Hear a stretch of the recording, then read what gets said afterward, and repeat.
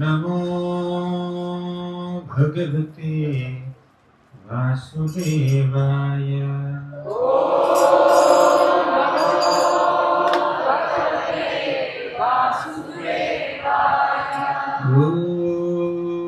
नमो भगवते वासुदेवाय।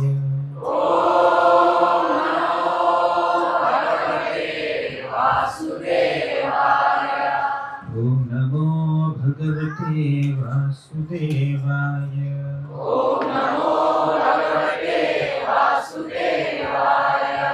अज्ञानतिमिरान्धस्य ज्ञानाञ्जनशलाकया चक्षुरुन्मिलितं येन तस्मै श्रीगुरवे नमः। श्रीचैतन्यमनोभीष्टं स्थापितं येन भूतले स्वयं रूपः करुणामयं ददाति स्वापदान्तिकम्। वन्देऽहं श्रीगुरोः श्रीयुतापदकमलं श्रीगुरोन् वैष्णवांश्च श्रीरूपं साग्रजातां सहगणा रघुनाथान्वितं तं सजीवं साद्वैतं सावधूतं परिजनासहितं कृष्णचैतन्यदेवं श्रीराधा कृष्णपादान् सहगणा ललिता श्रीविशाखान्वितांश्च। हे कृष्ण करुणा सिन्धो दीनबन्धो जगत्पते गोपेशा गोपिका कान्ता राधा कान्ता नमोस्तुते। तप्त काञ्चना गौरांगी राधे वृन्दावनेश्वरी वृषभानुसुते देवी प्रणमामि हरिप्रिये। वाञ्छाकल्पतरुभ्यश्च कृपा सिन्धुभ्य एव च पतितानां पावनेभ्यो वैष्णवेभ्यो नमो नमः। नमो विष्णुपादाय कृष्णप्रेष्ठाय भूतले श्रीमते भक्तिवेदान्त स्वामिनिति नामिने। नमस्ते सरस्वती देवे गौरवाणी प्रचारिणे निर्विशेषा शून्यवादी पाश्चात्यदेशतारिणे। जय श्री कृष्ण चैतन्य प्रभु नित्यानंद श्री अद्वैत गदाधर श्रीवासादि गौर भक्तवृंद। हरे Krishna Krishna Krishna Hare Hare Hare Ram Ram Ram Hare Hare.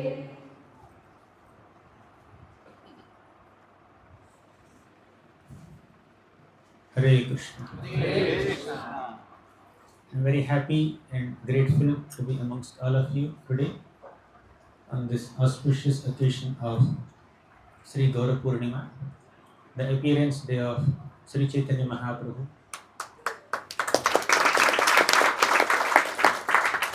The most magnificent incarnation of the Supreme Lord Krishna in this Kali Yuga. As all of us know, the Lord appears in every yuga, as Krishna promised in the Bhagavad Gita. Yada yada hi dharmasya glanirvavati bharata abhyutthanam dharmasya tadatmanam srijamyaham. Krishna said in the Bhagavad Gita, Yada yada hi dharmasya glani. Whenever there is glani to dharma, means whenever there is a decline in dharma, and whenever there is increase in adharma, I come to reverse the situation. Right? Dharma should increase and adharma should decrease. But when the situation is opposite, Krishna descends. That's the time of his appearance. And what does he do after descending? Paritranaya sadhuna vinashaya chatusrutam dharma samsthapanarthaya sambhavami yuge. Paritranaya sadhunam, to protect the righteous people. Vinashaya cha dushkrutam, means to punish the miscreants or wicked people. Dharma samsthapanarthaya, to establish dharma. Sambhavami yuge yuge, every yuga I appear in some form. So the Lord appears in different yugas in different forms. But in most of those forms, the Lord exhibits his godhood. And it's quite clear that he is God. It's very visible. You can see so many visible symptoms that he is Godhead. Whether it is Rama or Krishna or Matsya, Kurma, Varaha, Vamana, so many avatars the Lord has. So whenever Krishna descends in any of these forms, it's very clear that he is God. Even if he appears as a human being, he does so many superhuman deeds. Which human child, 7-year-old child, can lift a mountain for 7 days and 7 nights and hold it on his little finger? Although Krishna appeared as a naughty, mischievous human child, he exhibited his superhuman deeds by killing Putana, Trinavarta, Aghasur, Bakasur, Sakatasur, Vyomasur, Vatsasur, Arishtasur, uprooting Yamalarjuna trees. Yes, bro, please. Sorry to interrupt. Yeah, sure. Hare Krishna, we all want to send people to Krishna, but for that we should allow them to come inside. There is a lot of gap. That bucket can be removed. Bucket will not go back, but person can go back. Yeah, it's over, no? Not coming. Still coming? Okay. Can everybody please come forward? I can see a lot of empty spaces. There are many who are standing. There is capacity for another 100 people inside. You're all. Please keep coming. Please keep coming. Yeah, see so much space is there. Hare Krishna. Hare See that place. Bro, kya kare bro? See, I told the measure, right? What was the measure I told? Everybody look at your finger. Can you look at your own finger? This finger? If it can touch the ground means you are not allowing one person to go back to Krishna.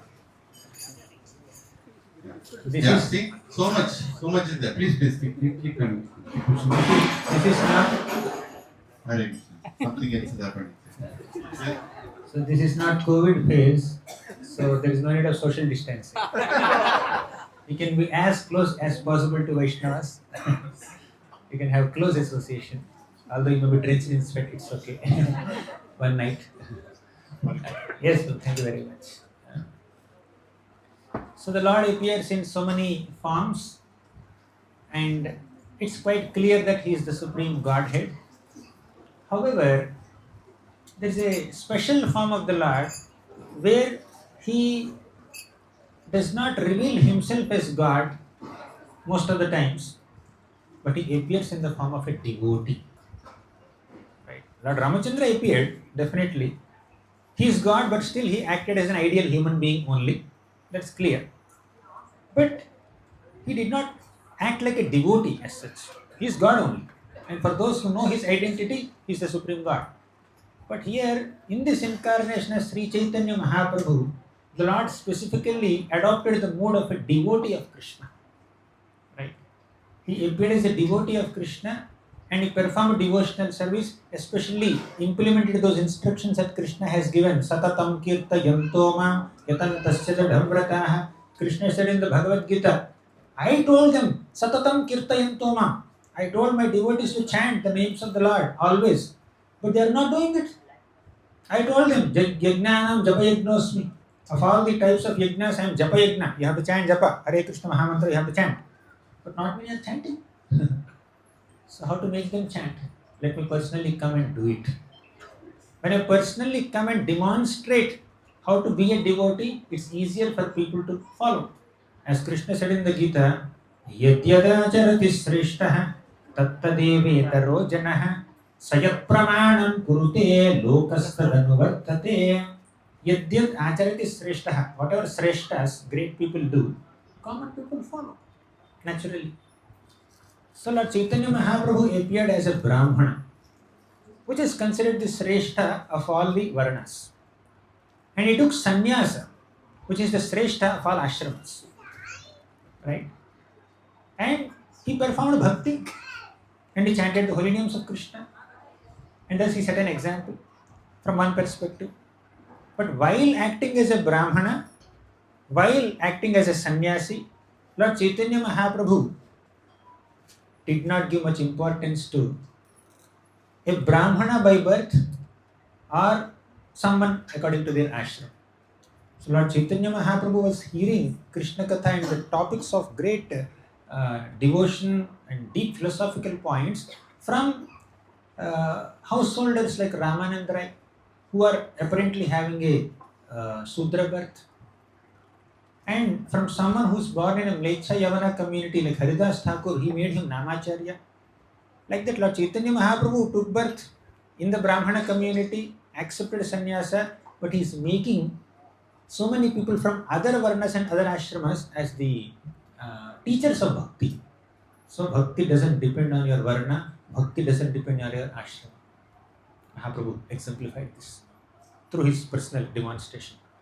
But mainly, what is the purpose of Lord Chaitanya's appearance? There are multiple purposes. One of the most important purposes of Krishna's appearance as Krishna Chaitanya Mahaprabhu is to establish Yuga Dharma. In different yugas, there are different dharmas. Kriteya Dhyayato Vishnu. In the Krita Yuga or in the Satya Yuga, meditating on Lord Vishnu is the Yuga Dharma. Tretayam Vijato Makhaihi. In the Treta Yuga, performing sacrifices is the Yuga Dharma. Dvapare Paricharyayam. In the Dvapara Yuga, worshipping the Lord, doing some deity worship, being Paricharya, considering him as a king, a majestic personality, is the Yuga Dharma. But Kalota Dhari Kirtanat. In Kali Yuga, the Dharma is chanting the holy names of Lord Hari. So, to establish this Yuga Dharma of chanting the holy names of Lord Hari appeared as a Hari Bhakta. The Lord appeared in the form of a devotee. When did he appear? Today. About 5 centuries back, he appeared on this auspicious day called Gaura Purnima. Right? So, when the Lord appeared, before the Lord appeared, the Lord's elders appeared. Before Lord Ramachandra appeared, Dasharatha Maharaj appeared, Kausalya Devi appeared, and many other associates of the Lord appeared. Before Krishna appeared, many devatas appeared in Yadu dynasty, Bhoja dynasty, Andhaka dynasty, Vrishni dynasty. Ugrasena Maharaj, Vasudev, Devaki, Nanda Maharaj, Yashoda Mata, all these divine personalities appeared before even Krishna appeared. Similarly, when Lord Chaitanya Mahaprabhu appeared also, first he had sent some of his eternal associates to take birth on this earthly planet. So who are some of the elders of Lord Chaitanya? Advaita Acharya, Haridas Thakur, correct. Nityananda Prabhu. Next, tell me. Sachi Mata. Jagannath Mishra. Jagannath Mishra is a combined incarnation of Vasudev and Nanda Maharaj. Sati Mata is none other than Yashoda Mata.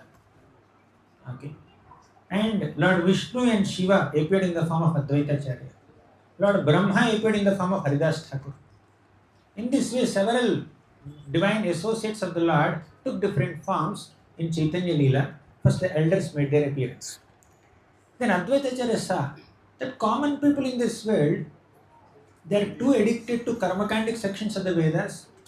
You perform this vrata, you will get this product. You perform this yajna, you will attain heavenly planets. You will get good wife, you will get good husband. You will get lot of wealth, you will get name, fame, prestige, dhanam, janam, sundarim. This is what is their outlook. Some people are doing pious activities, punya karmas to get some enjoyment. But some people are doing papa karmas to get some enjoyment. Right? Aim is same. They want enjoyment, sense enjoyment. Right? Just to gratify their senses. Some people are doing pious activities, some people are doing impious activities, right? But aim is same. But this papa karma, punya karma will keep us in the material world. We will do Brahmanda Brahman. Brahmanda Brahman means just going up and down in this universe. Going from, you do punya karma, what will happen? From the earthly plane, from the Bhumandala, you will go to Svargaloka. So Bhumandala is the ground floor. First floor is Bhovarloka. Second floor is Svargaloka. Then above that there are 4 more floors: Janaloka, Tapoloka, Maharloka, Satyaloka. Right?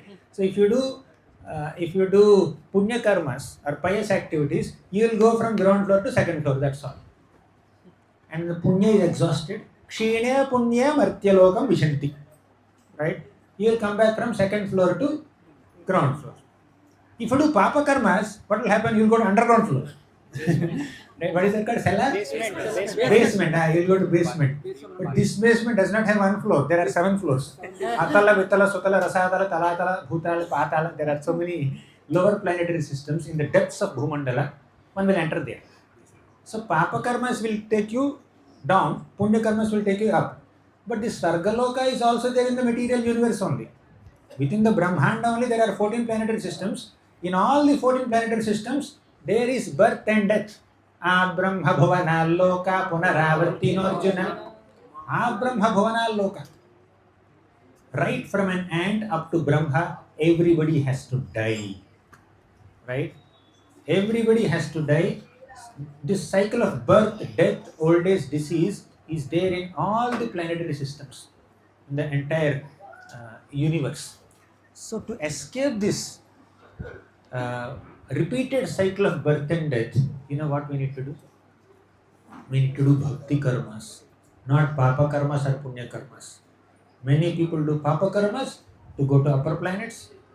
They try to avoid punya karmas to avoid hellish planets. But they don't understand that even if they go to Svargaloka, there is no happiness. There may be little better happiness than the happiness available in this earthly planet, but it's not permanent. How many times have you heard that Indra is suffering, Varuna is suffering, Chandra is suffering? Chandra did some mistake and Daksha cursed him. You know that, right? Indra did some mistake, Gautam Rishi cursed him. May you have this, what is that called? Ice all over the body.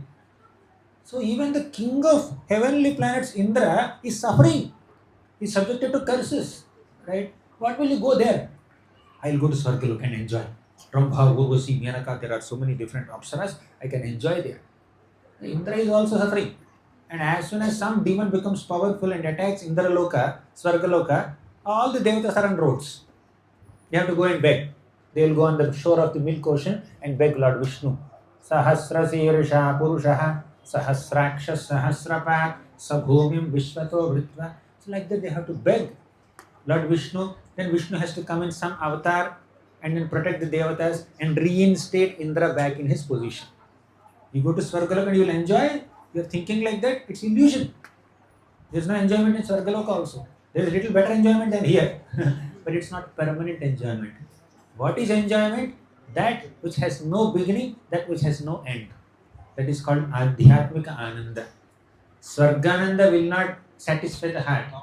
Only Adhyatmika Ananda, Divyananda can satisfy the heart. And we are all meant to experience that pleasure. So people in those days, 500 years back, even now also, even in future also. So in Advaita Acharya's those days, Advaita Acharya has seen that so many people in that locality, they're addicted to so many sense gratificatory activities, papa karmas and punya karmas. So we need to make some space for them to come in. Should we? Can you try a little more? Yeah, please come forward. Come forward. Hare Krishna, can all Matajis go a little that side, please? Yeah. Some can go inside the room also. Yeah, except bathroom, we can hear the lecture from anywhere.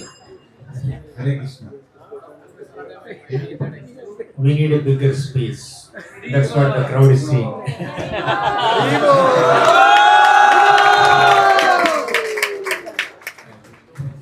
Yes, come first. Hare Krishna, please, if everybody moves in, say another, I'll tell you one more technique. Can you all look at me? Everybody standing. I'll tell you a very simple technique. Go in between people and sit down. Automatically space is created. This is done in yatras. Many times I've done it myself. Just go in between people and sit down. Automatically space is created. Yeah. You can take your children on your lap.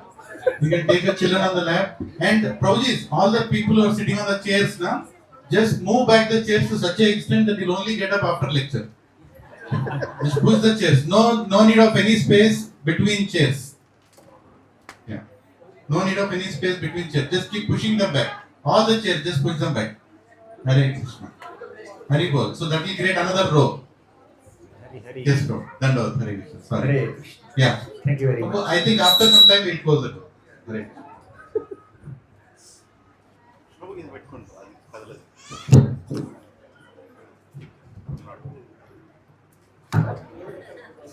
Hare Krishna. This is louder also. Very good. So, Advaita Acharya became very concerned that people are getting addicted to so many pious and impious activities with an aspiration to get some material enjoyment. Right? So, Advaita Acharya started worshipping Shaligrama Shila. He offered Ganga water. He offered some tulsi leaves, and he started worshipping the Lord by loudly calling, "Oh Lord, please come and descend on this planet. You personally come and establish the Yoga Dharma. Please induce them to do Bhakti karma, not Papa karma or Punya karma." In the Bhagavad Gita, 11th chapter, 55th shloka, Krishna said, "Mat karma krin mat paramo mad bhaktaha sangavarjitaha nirvairaha sarva bhuteshu yah samameti pandava." Mat karma krin. Krishna said, "Mat karma krin." This karma is not Papa karma or Punya karma. Mat karma means devotional activities. Bhakti karma means those karmas, those activities that are pleasing to the Lord. They are called mat karma there. Mat means Krishna. So you perform my activities. What are those good activities? Devotional activities. Shravanam, Kirtanam, Smaranam, Padasevanam, all this. 9 processes of Bhakti, Navadha Bhakti. Right? So Krishna said this, but not many people are following this. So Advaita Acharya requested, by offering him tulsi leaves and Ganga water, he prayed to the Lord, "Please come." The power of offering tulsi leaves and Ganga water to the Lord is unimaginable. In the Gautamiya Tantra, there's a beautiful shloka that describes the power of making these offerings to the Lord. Tulasidala matrena jalasya chulukena va vikrinite swamatmanam bhaktebhyo bhaktavatsalaha. You also say, Tulasidala matrena jalasya chulukena va vikrinite swamatmanam bhaktebhyo bhaktavatsalaha. The meaning of this shloka is, Tulasi dala matrena, just offer tulsi dala, one little leaf of tulsi to Krishna. Jalasya chulukena, offer some Ganga jal or any jal that you have, pure water. If you are not living on the bank of Ganga, how can you get Ganga water? You can invoke the presence of Ganga, Yamuna, Saraswati in your little water pot. Take some fresh water, clean water. Gange cha Yamune chaiva Godavari Saraswati Narmade Sindhu Kaveri Jalesmin Sanidhunku. You just invoke the presence of all holy rivers in that water and offer it to Krishna. Right? Then offer Ganga jal and little tulsi leaves to the Lord. Vikrinete swamatmanam. Then the Lord will think that this devotee has purchased me. So the Lord becomes a product and we become the buyer. Right? We paid the right price. Right? We paid the right price of tulsi leaf and Ganga water and purchased the Lord, and the Lord will be captivated in our hearts. Don't think that if someone has already purchased the Lord, you cannot purchase. He can expand himself into unlimited forms. Right? If there are million devotees, there are million Krishnas. If there are 10 million devotees, there are 10 million Krishnas. If there are infinite living entities, Krishna is there in infinite forms. In fact, the Lord is there in everybody's heart. Ishvaraha sarva bhutanam hrideshe arjuna tisthati. Sarvasya chaham hridi sannivishto mattah smritirjnana vapohanam cha. So many times Krishna says, I am there in the hearts of every living entity as Paramatma. Right? Krishna can expand into multiple forms. So when a devotee offers Ganga jal and tulsi leaves, the Lord becomes sold out to the devotee with devotion, not with any material expectation. So Advaita Acharya is offering prayers like this, and the Lord responded to the prayers. He appeared in the womb of Sachi Mata. Right. So very beautiful comparison is given in the shloka that describes the 3 reasons for Lord Chaitanya Mahaprabhu's descent in the Chaitanya Charitamrita, written by Krishnadas Kaviraj Goswami. It's mentioned. Sachi Garbha Sindhu Harindu. Sachi Mata's Garbha is like Sindhu, means ocean. And Lord Hari is like Indu, moon. Indu is moon, Sindhu is ocean. Just like moon appeared from milk ocean, Gauranga Mahaprabhu, the Gaura Chandra, appeared from the ocean of Sachimata's Kund. So that's how Tadbhavadya Hasamaja Nishachi Garbha Sindhu Harindu. Kaviraj Goswami says, Tadbhavadya. So Lord Chaitanya Mahaprabhu, Lord Krishna, accepted the mood of a devotee. Who is the devotee? Srimati Radharani. Amongst all the devotees of Krishna, the topmost devotee is Srimati Radharani. Therefore, Krishna accepted the mood of Srimati Radharani and entered in the womb of Mother Sachi and appeared as Gaurachandra. and he appeared on this day, Gaura Purnima day. So, before even Lord Chaitanya Mahaprabhu appeared, Lord Gauranga appeared, there was some unpleasant atmosphere in the home of Jagannath Mishra and Sachi Mata. Jagannath Mishra and Sachi Mata, they are such divine Vaishnava couple, and Sachi Mata gave birth to 8 daughters. All these 8 daughters, at a very young age, as soon as they took birth, they died within short time. They became extremely disheartened. They gave birth to an infant baby, and then the baby died. They became very disheartened. They're very unhappy.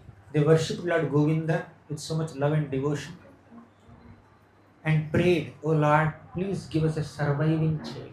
Please, we are begging you, please give us a surviving child."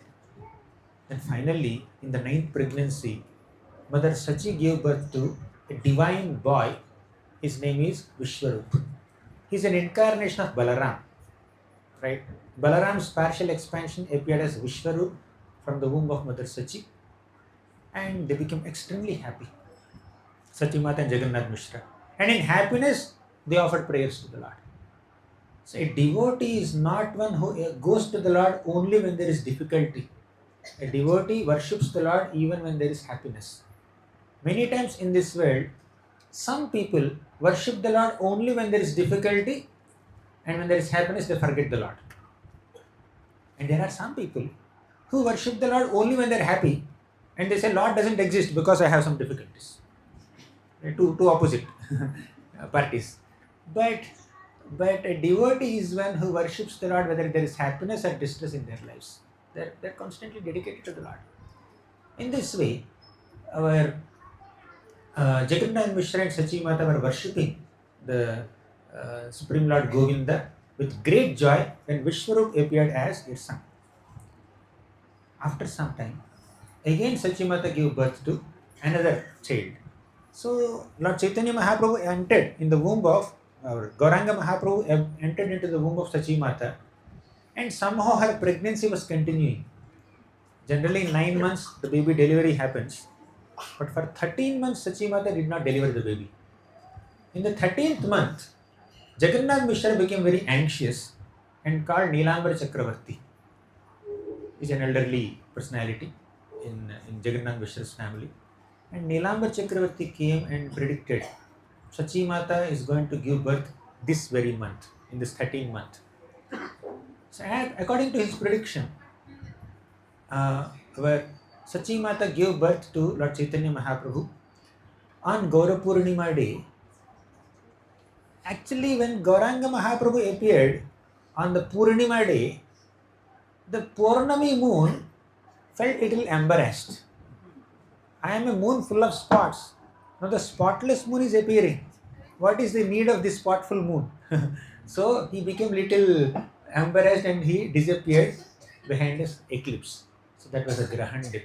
It was a lunar eclipse day. Akalanka Gaura Chandra Dila Darshan. You also say? Akalanka Gaura Chandra Dila Darshan. Sakalanka Chandra Ara Kona Prayojan. If Akalanka Gaura Chandra, if Gauranga Mahaprabhu Gaura Chandra, who is like a moon with absolutely no spots, appeared, what is the use of Sakalanka Chandra Ara Kona Prayojan? So Chandra became very embarrassed. When Lord Krishna appeared, when Krishna Chandra appeared, he appeared on Ashtami day. Ramachandra appeared on Navami day. Although it's Ram appeared on Navami day in Surya Vamsha, and Krishna appeared in Chandra Vamsha, right? So on Ashtami day, during monsoon season, this moon is shining as if it's Purnami day when Krishna appeared. That's how moon exhibited his happiness when Krishna appeared. But when Gauranga Mahaprabhu appeared, moon became too embarrassed and then he has hidden himself behind an eclipse, and Lord Gauranga Mahaprabhu appeared on Gaura Purnima day.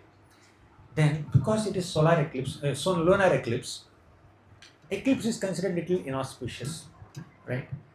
But why Lord Chaitanya Mahaprabhu appeared on inauspicious day? It's not about inauspiciousness there. It's very symbolic.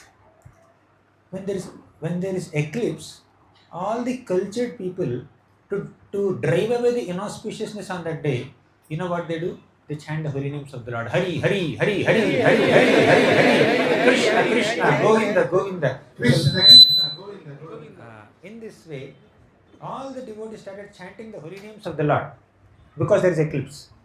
So when everybody is chanting the holy names of the Lord, Lord Chaitanya Mahaprabhu made his appearance. So Lord Chaitanya's incarnation today. No, no.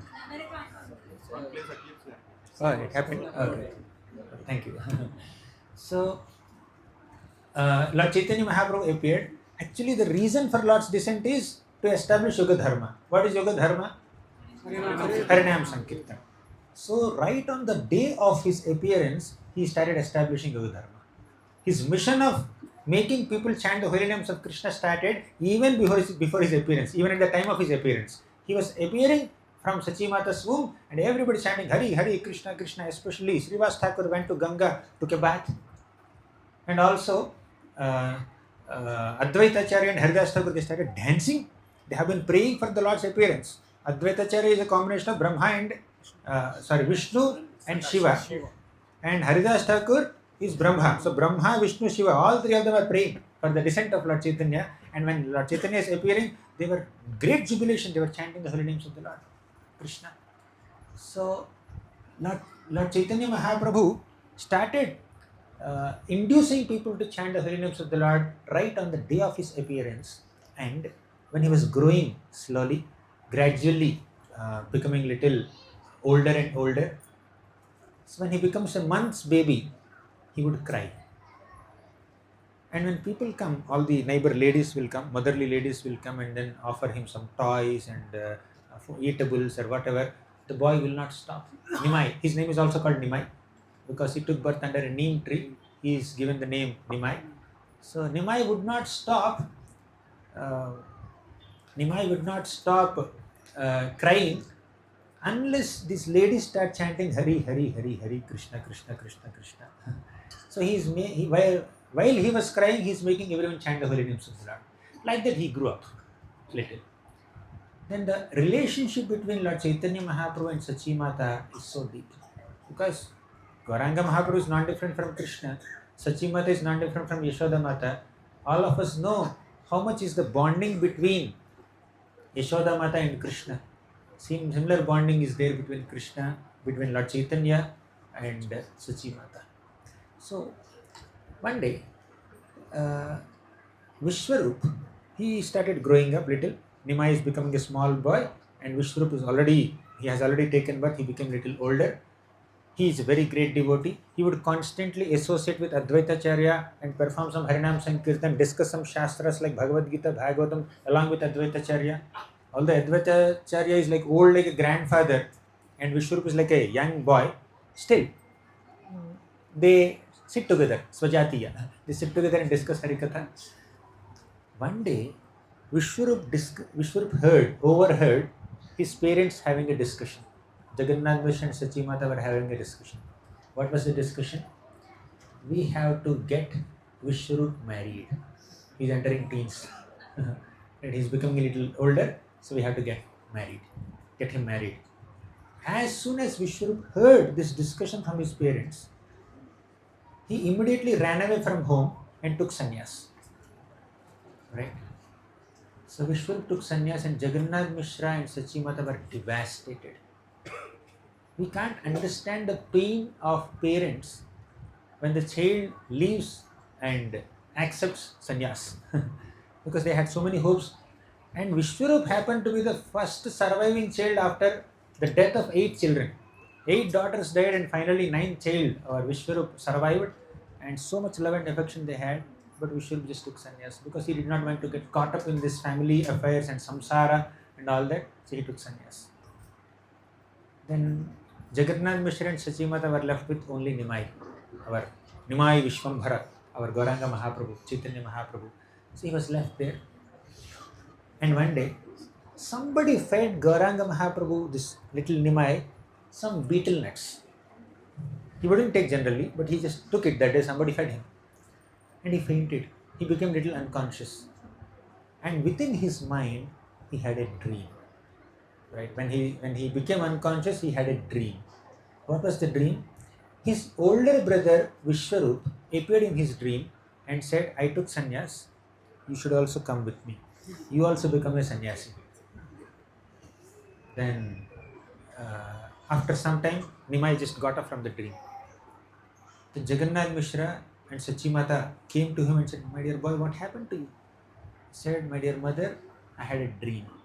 In my dream, Sachimata or Vishwarup appeared in the dream and requested me to take sannyas.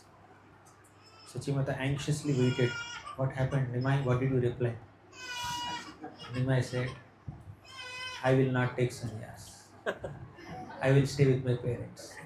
I will serve Sachimata and Jagannath Mishra. So I will not come with you. I told him, my dear mother, don't worry. So this is what Nimai said in the dream. Hearing this, Jagannath Mishra and Sachimata became very, very happy. But Jagannath Mishra became little anxious. You know what he thought? Vishwarup is very well educated. He understands Shastra. He read Gita, Bhagavatam, and then he is a very great Sanskrit scholar. He would associate with Advaitacharya, and then he has lot of philosophical discussions. Because of being too educated, he understood the futility of this material world. He understood that there is no happiness in this temporary material world, birth, death, old age, disease. He realized it and he took sannyas. Means Jagannath Mishra is not against his sannyas, but he felt that this Vishwarup has taken sannyas because of having too much of education. Nimai might also follow his footsteps. Already he had one dream. Although Nimai said, I will not go, who knows? Who knows? Who will not become sannyas in future? So let's stop Nimai's education. So Jagannath Mishra stopped sending Nimai to school. So Nimai is just at home. He's already very naughty. So Nimai is extremely naughty and he became even more naughty. So one day, to cut the long story short, one day our little Nimai, he went and sat on some rejected pots. In those days, especially in the Brahmana communities, food used to be cooked in earthen pots and firewood.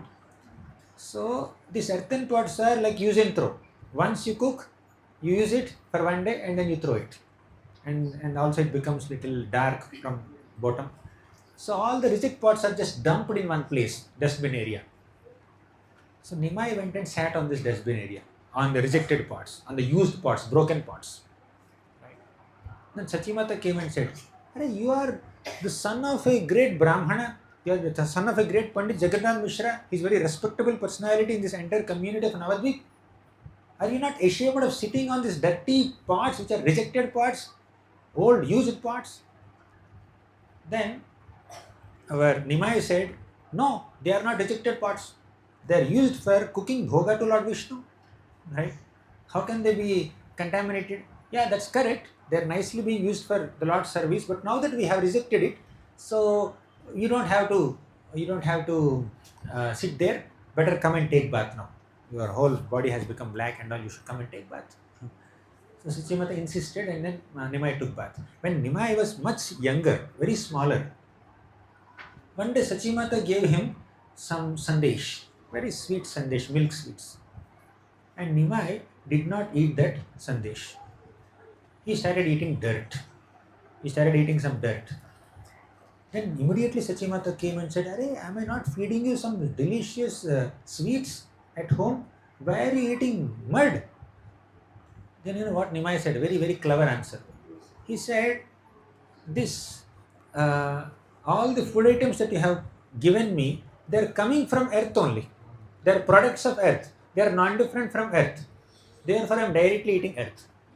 Whatever nutrients are there in the food items that you have given me, they came from earth only. Mother cow ate this grass and then she gave milk, and from milk you have made milk sweets. So, and grass came from earth, therefore I am directly eating earth. Then Sachimata gave a simple logic. She said that, my dear boy, what you said is correct, everything is coming from earth only. But if you directly eat earth, then you'll become sick. But if you eat the products of earth, milk products or any other food item that came from earth, you'll be healthy. For example, there's an earthen pot. You put water in the earthen pot. The earthen pot will hold that water. If you directly pour the water in the clay itself, what will happen? Will the clay hold the water? The water will just be sunk into the earth. You won't be able to use it for any purposes, for cooking or drinking or anything like that. So, although everything that we have around us is a transformation of earth, everything is not one. When somebody thinks that everything is one, that is like oneness philosophy, Mayavad philosophy. That is very that will create a lot of confusion. So Sachimata defeated this Mayavad philosophy, and then immediately Nimai accepted it. Yes, my dear mother, you should teach me like this. Some people say everything is one. Anta matti. They say, right, everything is mitti only. No, everything came from mitti, but it may go back into the earth. But that does not mean there are no differences between these different versions of earth. Right? So earth can get transformed into multiple ways. Now coming back to this episode, where Nimai just sat on this rejected earthen pots, Sachimata immediately told him, "You are not supposed to sit there. Come and take bath." Then you know what Nimai said? "You have stopped my education. You are not sending me to school. So if you are not sending me to school, if you are not educating me, how will I know what is right and what is wrong? Where to sit and where not to sit?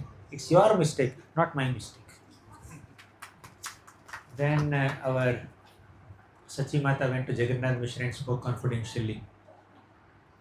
Nimai told me something today. He's feeling little bad, it seems, that we are not sending him to school. Better send him to school. Then Nimai was sent to school again. Because Jagannath Mishra is feeling very bad that Vishwarup became sannyasi because of being educated. If Nimai is also educated, he will also become sannyasi. Therefore, I need to be careful. I need to retain him at home. That was his thought process. But anyways, this story is very, very long story. Eventually, Jagannath Mishra had to pass away from this world. He passed away from this world. Then Sachimata was left alone. And only Nimai was there. Only mother and son, nobody else. Mother and son are together and nobody else. And eventually Nimai got married also. Vishnu Priya, then Krishna Priya. So one day, Nimai started chanting Gopi, Gopi, Gopi, Gopi, Gopi, Gopi like that. One Sanskrit student saw Nimai and said, when you chant the names of Gopi, Gopi, what will you get? At least when you chant the names of Krishna, Krishna, Krishna, Krishna, you will get some piety, some punya you will get by chanting Krishna, Krishna. But what will you get when you chant Gopi, Gopi, Gopi? You will not get any pious credits. So Lord Chaitanya Mahaprabhu found two mistakes in what he said, what the Sanskrit student said. First thing, when you chant the names of Krishna, you will not get pious credits, by the way. You will not get punya by chanting Krishna's names. You will get bhakti. You will get prema. So chanting the names of Krishna is not a process of acquiring some punya only. Acquiring some pious credits to go to upper planets. It's a spiritual activity. It's not a materially pious activity. It's not a punya karma. It is a bhakti karma or adhyatmika karma. So you are bringing down the process of chanting the holy names of Krishna to a very low level that it will give you some punya to go to Svargaloka. What understanding do you have about scriptures? Is this the product of chanting the holy names of the Lord?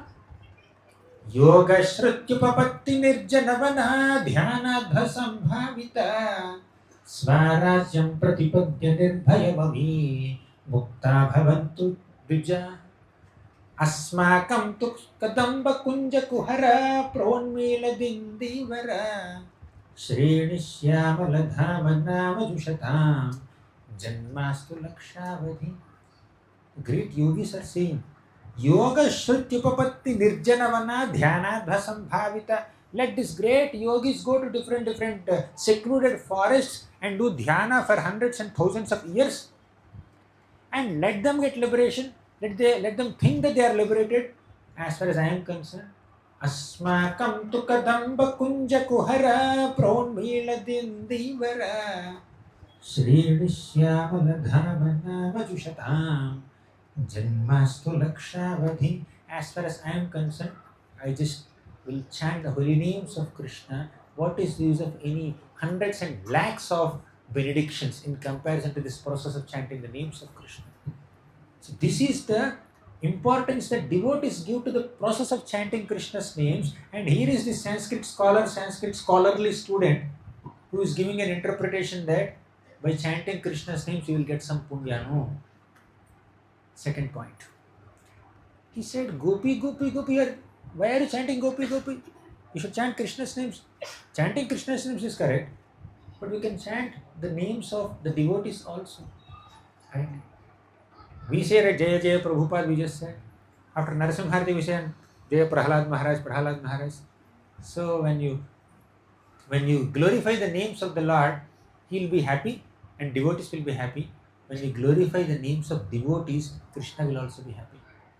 So, remembering the names of devotees and recollecting their inspiring examples and trying to imbibe their spirit, following their footsteps is the best way of connecting with the Lord. Never underestimate the potency of even uttering the name of Dhruva, uttering the name of Ambarish, uttering the name of Yudhishthir, uttering the name of Arjuna, saying the name of Draupadi Mata, Kunti Mata, Bhishma Dev. All these are great exalted devotees. So just by saying the names of the devotees, we get an opportunity to imbibe their divine qualities. We come closer to them. Let's discuss about their pastimes. Let's discuss about their inspiring example, and let's imbibe that example. The more we discuss about Prahlad Maharaj, the more we become like Prahlad Maharaj. The more we discuss about Dhruva Maharaj, the more determination we will develop in our devotional service. In this way, remembering a devotee is also not wrong. But this person found a fault with chanting the name of Gopi, saying the name of Gopi. So, Bhagavatam, if you see Srimad Bhagavatam, Bhagavatam is a combination of the stories of Lord Vishnu and his incarnations and so many devotees of the Lord. So if you see if you take the 7th canto, Saptama Skanda of Srimad Bhagavatam, whose story is there? Prahlad Maharaj's story. There are 15 chapters in the 7th canto. Out of these 15 chapters, first 10 chapters describe Prahlad's story. In these 10 chapters of Prahlad Maharaj's story, how much is the screen space of Narasimhadev? Can you just... Zero. Not zero, Baba. Narasimhadev has no role to play. He has killed Hiranyakashipu. Hare Krishna. It's not zero. It's less than Prahlad Maharaj. Okay.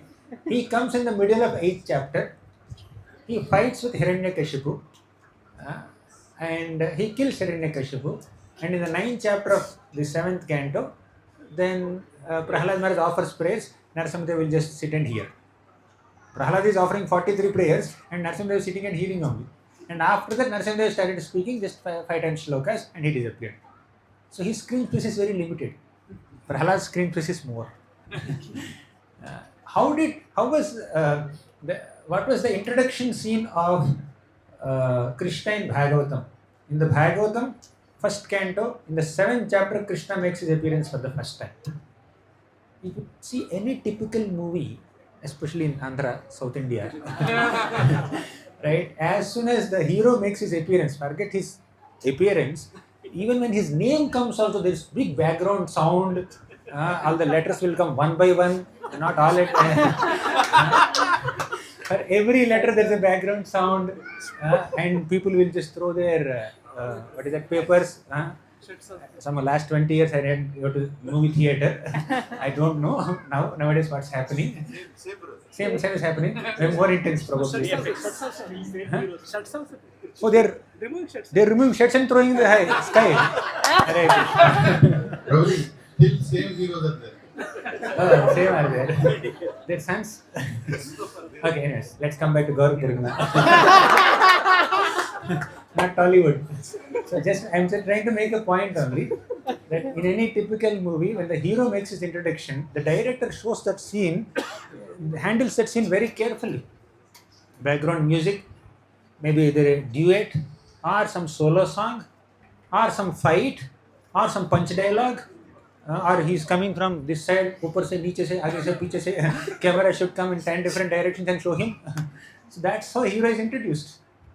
But in the first canto of Srimad Bhagavatam, when Krishna is making his appearance for the first time, you know what's the scene happening there?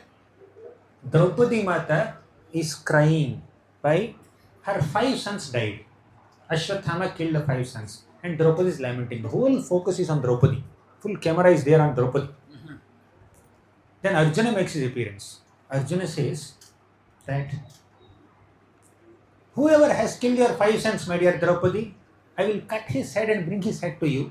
You can stand on his head and take a bath. Kshatriyas take vows like that only. Don't imitate Arjuna, by the way. Right? So you can stand on his head and take a bath. And he took a vow. So now camera shifted on Arjuna, right? Then Arjuna says, Krishna, get my chariot. And Krishna gets his chariot. Arjuna mounts on the chariot. Krishna, drive me. That says Ashwathama.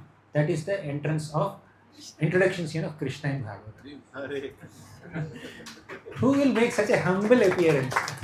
Hare Krishna, Krishna Krishna, Hare Ram, Ram, Ram. But in this introduction scene of Krishna in the Bhagavatam, in this Bhagavata Mahapurana, the very first pastime of Krishna, or the first entrance of Krishna in the Purana, is like a driver of Arjuna. He had hardly any dialogues. All dialogues are Draupadi, Bhima, Arjuna, and all Pandavas are doing, and Krishna is just driving chariot. Later, of course, prayers are there. But in this episode, you know what is being exhibited? Krishna's Bhakta Vatsalyata. How much Krishna loves his devotees. He gives more prominence to his devotees, he gives more credit to his devotees than he takes for himself. So Krishna's Bhakta Vatsalyata is the introduction scene. The quality of Krishna's affection upon his devotees is highlighted in the first scene of Bhagavatam, not Krishna's other opulences. Because of all the opulences of Krishna, all the powers of Krishna, the power of his affection towards his devotees is the supreme power, the topmost power. That is introduced. Therefore, chanting the names of devotees is not wrong. So coming back to this episode where this Sanskrit student is criticizing Lord Chaitanya Mahaprabhu for chanting the names of gopis, Mahaprabhu became very unhappy. He took a stick, started chasing that Sanskrit student. I'll beat him, I'll strike him. Then this Sanskrit student ran away to a big group of other students and said, Nimai has gone crazy. His mind got corrupted. He has gone completely mad. He is trying to hit a Brahmana. What was my mistake? I told him to chant Krishna's names, and there is no point chanting Gopi's names. For that he is beating me. Has he gone crazy or what?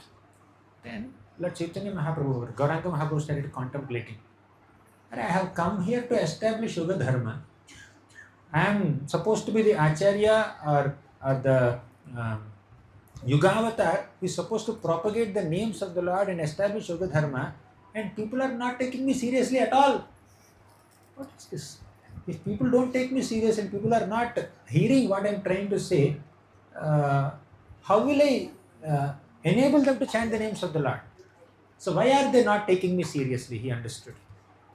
Because I am Grihastha, they are also Grihasthas. They are thinking that I am one amongst them. If a fish thinks that this moon also is like me only, fish is foolish. Because moon appeared from ocean. Where, right, in Samudra Manthan, moon appeared from the ocean, milk ocean. And in the ocean there are so many fishes. If the fishes think that we also appeared from the ocean only, and moon also appeared from ocean only, we and moon are both are same, then it's little... the fish is foolish, isn't it? Similarly, all these personalities, all the Sanskrit students in the locality of Navadvip area, Bengal area, they started taking Mahaprabhu for granted. He's one amongst us only. We can't take him so seriously. So that is the moment where Mahaprabhu started contemplating. If I take sannyasa, if I accept renounced order, and if I accept saffron cloth, then people will take me seriously. Then they will bow down in front of me. I can give them teachings. They will listen to me. Then I can teach them that Harinam Sankirtan is the only way to go back to Godhead. So, although Lord Chaitanya Mahaprabhu has loving friends in Navadvip area, has a loving mother Sachi Mata, has a loving wife Vishnupriya Devi, such a wonderful happy home he has, but still out of his deep compassion upon all of us, he decided to accept sannyas. Right? He wanted to become a sannyasi. For what? Just so that people will take his words seriously, so that they themselves will be liberated from this material existence by chanting the names of the Lord. Just for him to establish Yoga Dharma, it was needed for him to take sannyas. So with that intention in his mind, he decided to take sannyas. Slowly, this decision of Lord Chaitanya Mahaprabhu was revealed to Nityananda Prabhu and eventually Srivas Thakur and Gadadhar Pandit and many of the intimate associates of Lord Chaitanya. They started hearing this. Oh, Mahaprabhu are taking sannyas. What about Sachi Mata? Jagannath Mishra is not there. Vishwarup is not there. 8 daughters just left their body. And Sachi Mata at that time was 67 years old. And Mahaprabhu's wife, Vishnupriya Devi, she was hardly in her teens. She was a very young girl. And Mahaprabhu was 24 years old. Right? So what will happen to the 67-year-old lady, and she has to take care of her young daughter-in-law? She becomes completely responsible for that young daughter-in-law. If Lord Chaitanya Mahaprabhu takes sannyas. Eventually, all the discussions that are happening in Navadvip area entered into the ears of Sachi Mata. Sachi Mata did not speak a single word to Nimai. She stopped eating. She stopped sleeping. She became emaciated. She's sad. There is no smile on her face. She's just in a very pale face, and very morose mood. She's sitting in a place, and Lord Chaitanya Mahaprabhu went and asked, "My dear mother, you don't look very inspired. You don't look very happy. What happened? Did I commit any offense against your lotus feet? Why are you looking so sad?" Then you know what? Sachimata said, "Nimai, please don't take sannyas. I understand you want to go deep into spiritual life and you want to preach Krishna consciousness and chant the holy names of the Lord, whatever may be your spiritual aspirations. You can fulfill all the spiritual aspirations by staying in Navadvip at our home in front of my eyes. You please don't leave me. I just cannot tolerate that pain of separation from you, my dear Nimai. Please don't leave me. Please be here only." She begged. Sachi Mata begged Lord Chaitanya Mahaprabhu. But Lord Chaitanya Mahaprabhu said, "My dear mother, I understand your love for me. Uh, Whatever I have, this body, this mind, my devotion, all I got from you only. Without you, I cannot have any devotion to Krishna. I cannot be initiated into spiritual life. Whatever understanding I have, you have taught me. Whatever bhakti I have, you have inspired that bhakti in me. And this body belongs to you. But still, I am uncontrollably inspired to accept sannyas just so that common people in this material world can take to the process of chanting the names of Krishna and come out of the cycle of birth and death." Please understand the sacrifice Lord Chaitanya Mahaprabhu is making. It is said in the scriptures that a man is very fortunate if he has a caring mother and loving wife at home. The fortune of a man has to be estimated not by awards, not by rewards, not by money, not by any amount of followers, etc. The fortune of a man in one perspective is estimated by how much he has access to a loving wife and a caring mother. Lord Chaitanya, Lord Chaitanya Mahaprabhu had access to a loving mother and a loving wife. And not only that, he's also surrounded by so many loving followers. Srivas Thakur, Murari Gupta, Advaita Acharya, Haridas Thakur, Mukunda, Gadadhar Pandit. So many people. Chandrasekhar, so many people are there, like intimate associates of Lord Chaitanya. He has deep friendships. But still, Lord Chaitanya Mahaprabhu wanted to leave all of them and become a sannyasi and accept saffron cloth. For what? Only for us. Please understand, for us, Mahaprabhu has taken sannyas. Because common people in those days were not taking Lord Chaitanya Mahaprabhu's words seriously, just to make them more serious in bhakti, he has taken sannyas. If I take sannyas, at least sannyas ashram has some, respect in those days, in that culture. Now, as Kali Yuga progresses, that also will be extinguished. But 500 years back, the sannyas is given utmost importance. And even now also, sannyasis and brahmacharis, they get some respect. People would love to hear them because they have given up this enjoyment that is available in family life. They naturally get respect. The celibacy attracts respect.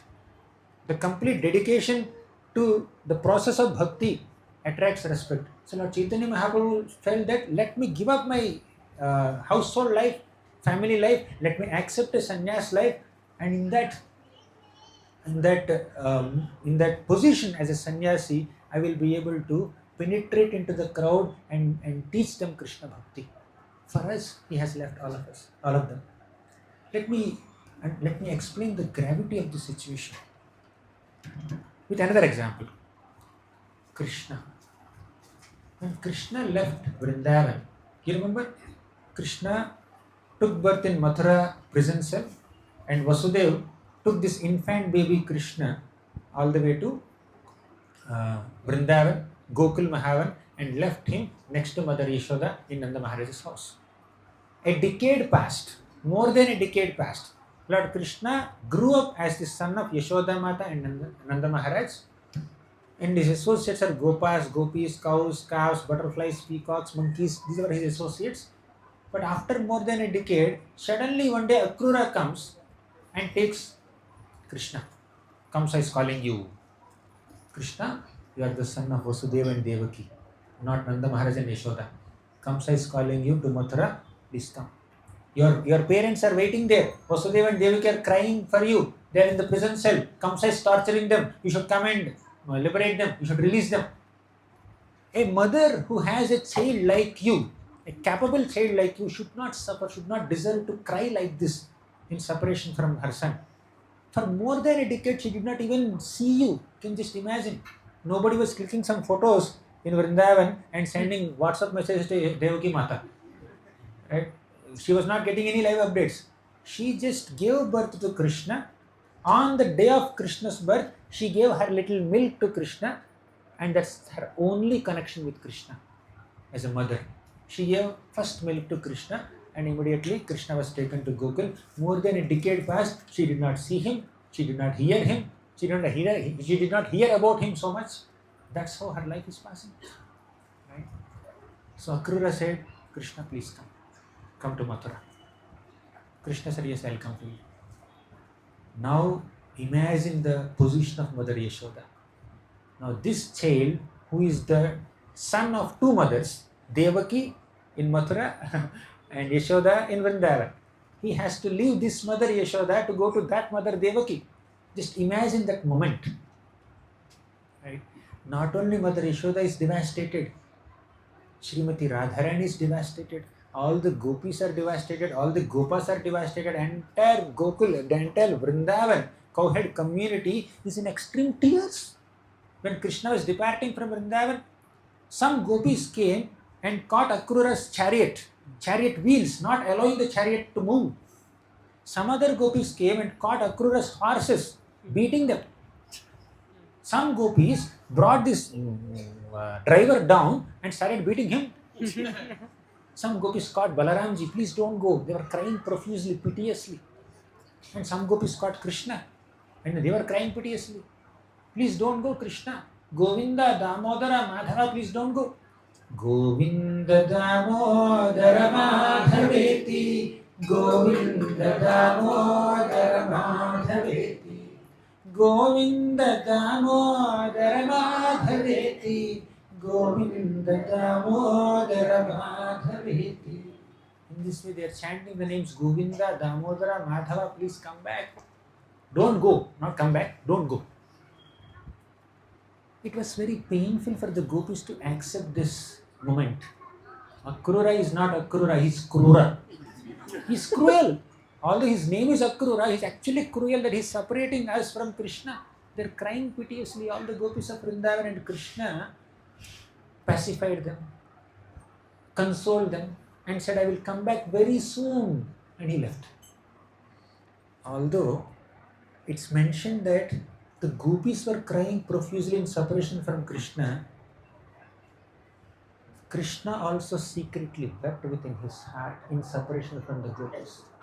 It was not only painful for the gopis to leave Krishna, it is extremely painful for Krishna also to leave Yashoda Mata and all the gopis in Vrindavan and go to Mathura. Mathura is not exciting for Krishna as much as Vrindavan is exciting to him. Dwarka is not exciting to Krishna as much as Vrindavan is exciting to him. Kurukshetra is definitely not exciting to Krishna as much as Vrindavan is exciting to him. But still Krishna had to orchestrate this entire battle of Kurukshetra and to destroy all the miscreants. Why Krishna is doing that? Because he wanted to establish Dharma. Right? Although Krishna could have spent his whole life, all his manifest 1 century of his manifest pastimes in Vrindavan, but still just to destroy all the miscreants, just to establish Dharma, teach Bhagavad Gita. So Krishna appeared. Krishna came to Kurukshetra, Krishna came to Mathura, Dwaraka and many other places. He went to Kundanapur, he killed so many demons. Killing demons is not exciting to Krishna. Playing with gopas and gopis is exciting to Krishna. Right? Why Krishna had to tolerate all that internal pain of separation from his dear devotees just to establish Dharma and teach us Dharma. Similarly, Lord Chaitanya Mahaprabhu also, he is tolerating the pain of separation from his own mother, Sachi Mata, his own wife, Vishnupriya Devi, and many other associates, loving associates in Navadvip, just to accept sannyas and give us Krishna Prema, Krishna Nam. That is his mercy. Actually speaking, let me give a simple example. Say this little boy becomes a CEO of a company in future, right? You want to become? Okay. So he becomes a CEO of a company, multinational company that has 100 branches all over the world. In Australia, Sydney, you have 1 branch. In Melbourne, you have 1 branch. In New Zealand, Auckland, you have 1 branch. And in America, you have another branch in Seattle or San Francisco, and New York, you have some branches. And in London, you have another branch. Like that, you have branches all over the world, and then you are flourishing in your business. Right? Out of these 100 branches, there is 1 branch which is not doing well. There, you are not getting much profit. And all the employees there are fighting with each other. They are not cooperative at all. They are not only fighting with each other, they are fighting with you also. Whenever you, the main boss, CEO, goes to that branch, they are trying to argue with you, defeat you, or harm you, kill you, attack you. So many things they are doing. Right? How much are you inspired to run that branch? Will you close down that branch? Or will you still go and try to improve that branch, invest there and try to settle the disputes between the employees? Try to improve the branch. Amazing. We are in line with Krishna and Lord Chaitanya Mahaprabhu. Okay, this boy said, very honest, he wants to improve that branch. Probably he doesn't know the extent of the non-cooperation there. But still good, very good. Please be like that only. Okay? Even if you are grown up, you should be like that. I'll ask you this question after 10 years. What about others? 99 branches are giving you great profit, and employees are very cooperative. They're devoted to you. They're very loyal to you. They're very chaste to you. They're very loving and caring. They are considering this company is like our company. This is our home. They are considering like that. But there is one branch. Employees are not at all cooperative. They are really terrible. So how many of you are inspired to close down such a branch? Please raise your hands. Okay. Can I assume that all others are inspired to continue that branch? Or you are neutral? Okay. No problem. So many people want to close down that branch. Fine. Just imagine Krishna's case. Krishna is in the spiritual world. He has unlimited Vaikuntha planets. He has unlimited Vaikuntha planets there.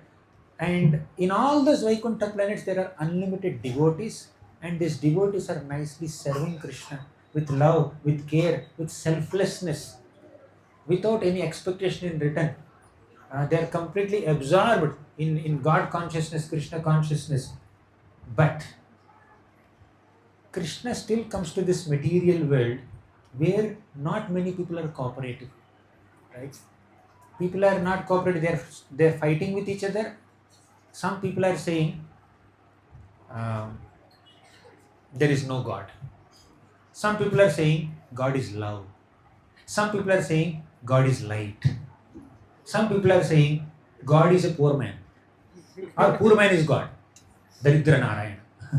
Some people are saying I am God. Another eccentric feeling. Some people say I am God. Some people say everybody is God. Some people say there is only one God. Some people say there are multiple gods. Some people say all gods are one. Some people say God doesn't exist only. Atheists. But still God continues to exist right within their hearts as Paramatma. Can you just imagine? So although this material world is filled with so many people who have so many misconceptions about God and a mood of rebellion against God, still God continues to maintain this world and descends in hundreds and thousands of incarnations. In every yuga he comes as an incarnation and he protects all of us. Why? In Vaikuntha he has so much fan following. He doesn't have to beg, give me shares, give me likes, give me comments, and what else? Social media, subscriptions. He has enough subscriptions there, right? So he doesn't have to beg for subscriptions from the material. मेरा YouTube channel को like करो, share करो, comment करो, subscribe करो. He has enough subscribers. And spiritual world is so bigger compared to this material world. And in this material world, few conditioned souls are there. They are non-cooperative. Still, to protect them, to exhibit his love and affection upon them, he is taking break from spiritual world and coming here. Similarly, Krishna, when he descended on this material planet, earthly planet, he left his loving associates, Brajavasis, and went to Kurukshetra, Dwaraka, and other places to establish dharma there.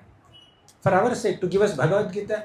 If Krishna sits in Vrindavan, he need not speak Bhagavad Gita. Gopis are singing Gopi Gita for him. And Krishna sings only Venu Gita, and Gopis are singing Gopi Gita, Brahmara Gita, Yogala Gita. There is no need of Bhagavad Gita in Vrindavan. But Krishna has to come out and give these basics. Sattvagun, Rajogun, Tamogun, Jiva, Prakriti, Kala, Karma, Ishvara. These are like ABCD. Considering the knowledge of rasa, like Madhurya rasa, Vatsalya rasa, Sakhya rasa, Dasya rasa. One who is on the rasa plane has to speak Atma, Sharira. It's like ABCD. You ask a PhD professor to come and teach ABCD to kids. Teach A, B, C, D. And you say 1, 2, 3, 4. You have to teach this 1, 2, 3, 4 to kids. Will the PhD professor be excited to do it? Do you know who am I? I have 1,000 PhD students. I myself have double PhD. I wrote 10 papers in not 10. I wrote 100 papers in international conferences, and my papers are published in big journals. I wrote 100 books. So PhD professor feels it's below his dignity to give a class to 2nd standard student or 4th standard student, or even BTech students or MTech students also sometimes. Right? That's the nature of Pandits in this world. But Krishna, although he has such great opportunity, or he personally relishes experiencing rasas, he's Rasovaisaha, he's Rasaraj, he's Akhila Rasamrita Murti. Although he is on the level of experiencing rasa with his loving devotees, pure devotees, Nitya Parshadas, he is taking out his time to come and give mercy to these conditioned souls. who are rotting in this material existence. In pure divine spiritual bodies, all the gopis of Vrindavan are serving Krishna in Vrindavan. They have spiritual bodies. Their bodies are not made of earth, water, fire, air, ether, blood, bones, nerves, hairs, mucus, stool, urine, bile. That's not there in their bodies. When Krishna has to receive service from us in this material world, who is serving them? People who are in this material bodies are serving them. What is there in this material body? If you just remove this 1 mm or half mm layer, there is flesh, blood, nerves, gases, urine, stool, mucus, bile. This is like some bunch of trash cans are jumping up and down when we are doing kirtan here. Right? So if we say, of course, no offense to any devotee, but I'm saying this body is a bunch of trash cans only. Once this 1 mm layer is removed, everybody is a lump of flesh. You cannot differentiate who is who. And just by seeing the skin color and the skin shape, and then we feel very attracted. But once the skin, that one little layer is removed, just like potato has this layer, right? Once you remove that, like that, if you remove the layer of the skin of a person, it's just a flesh, a lump of flesh. So we are serving Krishna with our material senses, living in this material body. Sometimes we don't take bath properly. Sometimes we don't wear fresh clothes. And Krishna has to receive service from us. Such an austerity for Krishna. Just empathize with Krishna. Please, empathize with Krishna. Sympathize with Krishna. What kind of service is he taking? So when you are a boss of a company, when somebody gives you little less treatment, if the car is not like Innova or some big car, Xylo or Audi, if somebody brings an auto, share auto for you, you feel offended. Should I go in auto? You feel very offended, isn't it? So we feel so much prestige with our material identities, temporary identities. How much prestige Krishna has to feel, right? Krishna is the Supreme Lord, Satchidananda Vigraha, Ishvaraha Paramaha Krishna, Satchidananda Vigraha, Anadiradir Govinda, Sarva Karana Karanam. That Sarva Karana Karanam is manifesting in a deity form. In a deity form, which is made of material elements, he is mercifully manifesting in deity form and taking service from people who are trapped in these material bodies.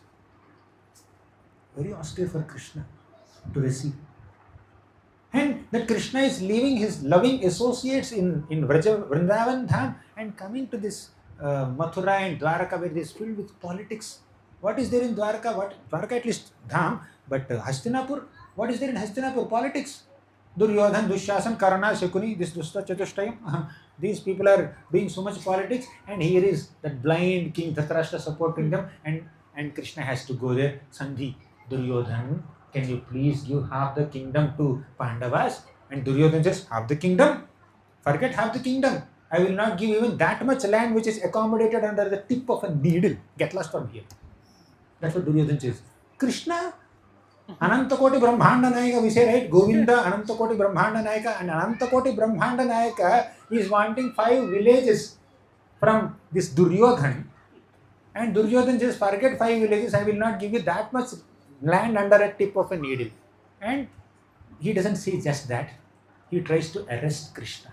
He tries to bind Krishna with chains. Such an insulting and humiliating experience for the Supreme Lord. Can you just imagine what Krishna is experiencing? To give us Bhagavad Gita, to give us Dharma, to establish Dharma. Similarly, in similar lines, Lord Chaitanya Mahaprabhu left all his loving associates and entered forest. To do what? To take sannyas. Someone who has such curly locks of hair and such golden complexion, Suvarna Varno, Hemango, Varangas, Chandanangadi. He has Suvarna Varna, he has Hemanga, Varanga, Chandanangadi, nice sandalwood pulps made all over his body, but Sannyasa Kritsha Shanto, Nishtha Shanti Parayanam. That Suvarna Varna Gauranga Mahaprabhu took sannyasa, shaved his head. When he is taking sannyas, the barber said, I cannot shave your head. And all the people assembled there, they said, if you shave his head, we will shave you. We will shave your head. Not this head, this head. We'll cut your head. We'll kill you. The barber was not allowed. to shave also. Baba himself felt, my God, Gauranga Mahaprabhu, how can I remove your nice curly locks of hair? Divine, spiritual hairs. But he had to do it. Mahaprabhu said, no, I will give you love of Godhead if you shave me. Right? I will give you liberation. Don't worry. I will send you the spiritual world. I will give you heavenly opulences. I will give you the opulences of spiritual world. Please shave me. He's begging. For what? Just to teach us bhakti, to give us Harinam, to give us Krishna Prema, to give us Krishna Nama. When the Lord is extending himself so much, can't we extend ourselves? Why are we so attached to our dhana, our jana? Dhana is wealth, jana is followers. You may have 1 million followers or 10 million followers on Instagram. How many people do you know? How many people actually love you? How many people you can love them? You can love. Janam is not of much use. Dhanam, even if you have 10 million euros coming into your account every single day, you cannot carry even €1, $1, $1, £1 or ₹1 with you when you die. Right? Why should we be so attached to money or followers or wealth or name, fame, prestige in this world? Body will ditch us. Body is a cheater. Please understand, this body is a cheater. The body will promise us, I will give you enjoyment. Body will promise. And in this condition, so who is entrapped in one body feels that in this body I am not getting enjoyment. Let me get another body. With the desire, this conditioned soul will enter another body. That body will promise enjoyment from a distance, but when she enters that body, the body will ditch him. The body will thoroughly humiliate him. People are proud of their bodies. People are attached to their bodies. The body is burnt. Body has 3 destinations. You know what are the 3 destinations of a body? Ash. When it is burnt after death, the body will become ash. When it is buried in the ground, it can become worms. When it is eaten by vultures and foxes or dogs, it will become stool of those animals. And we are so attached to these bodies. Right? So Bhagavatam says, Kshitparito yatha dina saramayam graham graham. Just like a dog, a stray dog goes from one home to another home to beg some food. And in one home he gets some food, in another home he will not get food. He will get a danda. Dandam odanam evava. Similarly, the conditioned soul goes from one body to another body, searching for sense enjoyment, pursuing sense gratification. In one body he may get little sense gratification, in another body he will not. The amount of gratification is very less, the amount of suffering is more. And for that little gratification, how much he has to undergo? Sukhaya karmani karoti loko natai sukham vanyaduparamam va vindeta bhojastata eva dukkham yadatrayuktam bhagavan vadinna. People aspire to get sukha, they will only get dukkha. But still they will not stop their endeavors for sukha. That is the problem in this world. Right? So people are proud of their money, their wealth, their body, their power, their position. And even after coming to the path of Krishna consciousness, even after subscribing to the path of Bhakti Yoga, still one may get attached to the body. Still one may be attached to one's wealth. Still maybe one may be attached to followers. This is Maya. So Maya tests us, Maya tempts us, Maya allures us, Maya distracts us. That is her job. And what is our job? To be more serious in bhakti. Right? Mameva ye prapadyante mayam etam tarantite. Till we exclusively take shelter of Krishna, till we say anyatha sharanam nasti tvameva sharanam mama. And in that mood of complete surrender, Sharanagati, like our Gajendra did, like our Draupadi Mata did. Draupadi was trying to protect herself with her own frail hands. She's a fragile lady, and with her own little hands, she's trying to protect herself. Dushasana is trying to pull her sari. Dushasana has the strength of 10,000 elephants in one arm, and he is trying to disrobe her, and Draupadi is trying to protect herself, and she could not, and she went to Bhishma, Drona, and all the people, nobody protected. Then she lifted her hands up. Oh Vrindavan Nath, oh Krishna, oh Govinda, oh Madhusudana, oh Trivikrama, please come and protect me. Then Krishna immediately came in the form of a sari. Then comes Gajendra. For 1,000 years, Gajendra struggled to protect himself from the crocodile. 1,000 years. He could not.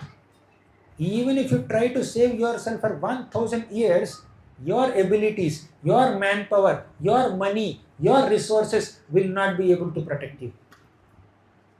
You may think, you may be very influential person, you may have dhanam, janam, sundarim, kavita, so many things we may have, but all this will not help. Only our little bhakti and our inclination to take shelter of Krishna will help.